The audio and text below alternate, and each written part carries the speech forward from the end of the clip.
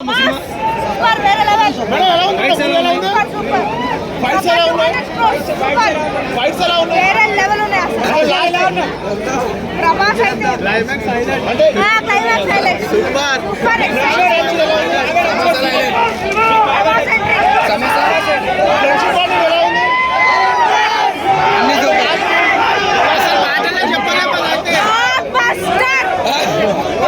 రాజు ప్రభాస్ రాజు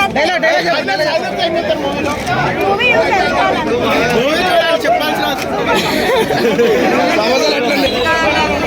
చాలా అనిపించింది అన్న ఎన్ని సంవత్సరాలు మరి బ్లాక్ బస్టర్ వచ్చింది బ్లాక్ బస్టర్ లాస్ట్ పైన part 1 damn block buster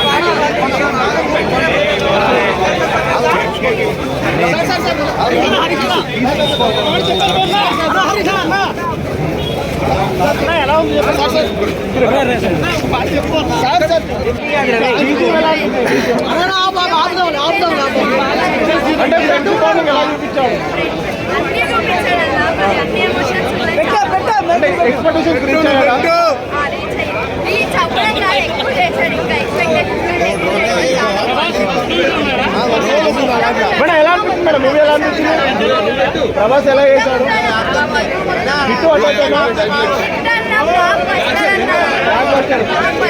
KGF మంచిగా కేజీఎఫ్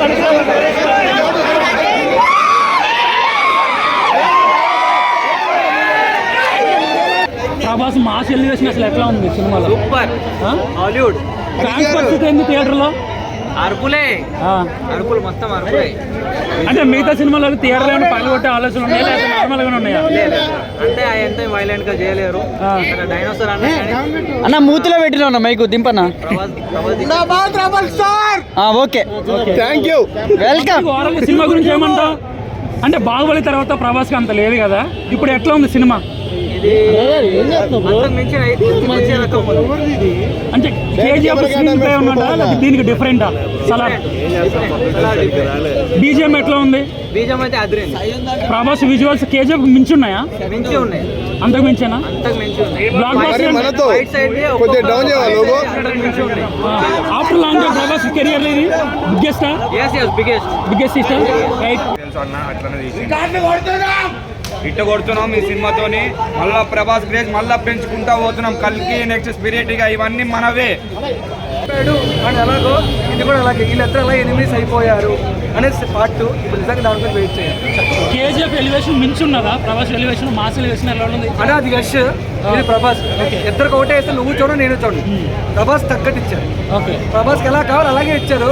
ఆ రక్తం ఆ బాడీ మీద పడితే ఆ కట్ అవుట్ ఆ థిన్ బాడీ మీద చింపేశాడు అన్న.